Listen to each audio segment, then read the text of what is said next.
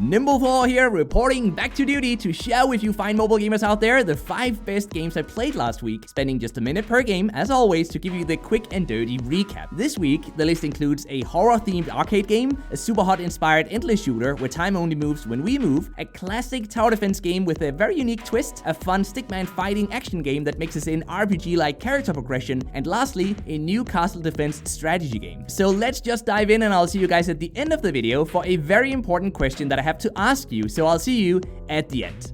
Time Locker is a fun, time-altering, endless forward-running shooter where time only moves when we move, which we do by swiping up, down, left, or right on our screen. As we move forward, we pick up points and weapon upgrades by shooting the hordes of wacky enemies running towards us, such as birds, dogs, mammoths, and, of course, dinosaurs. The art style is simplistic and distinct, and the concept is both fun and unique, taking a clear inspiration from the PC game Superhot's core gameplay mechanic, but then implementing that gameplay experience in a casual mobile experience. Instantly skippable video advertisements are going to appear sometimes between deaths, and a few in-app purchases going up to $4 allow us to unlock a coin doubler and special characters. You can play the game offline, it takes up only 66 MB of space, it's out on Android and on iOS, and if you guys loved Superhot and you're looking for a similar experience on mobile, then Time Locker is just the game for you.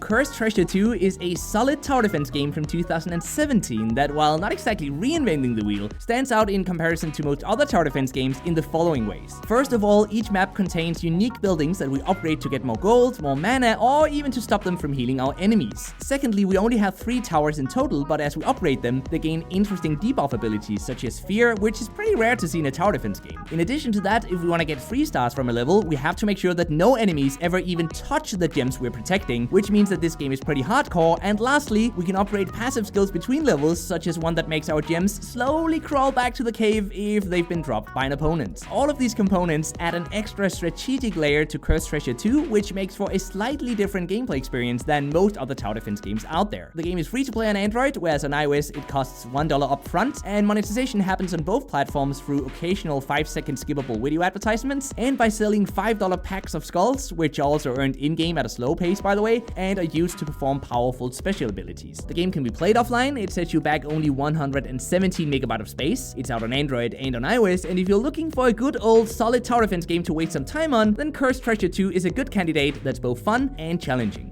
In Keep the Castle, we have to defend our castle against waves of enemies running towards it. And frankly, that's a concept that has been attempted many times before with games like, for example, Dungeon Defense and Grow Castle, just to mention 2 of them. But what sets Keep the Castle apart, though, is its very short stages that are perfect for mobile, the 5-lane system that has us deploy 1 or more mercenaries in each lane to help us defeat the hordes of enemies, and lastly, the main character that we can actually control and level up as well. My main frustration with this game comes from the many upgrades that we can buy for premium currency. Although veteran players have reassured me that we get plenty of premium currency for free as we continue playing, the game does remain pay to progress faster despite everything being grindable. The game requires online access, it takes up 161 MB of space, it's out on both Android and on iOS, and if you're more into castle defense than tower defense, then Keep the Castle is a fun game worth considering checking out as long as you can live with the in-app purchases.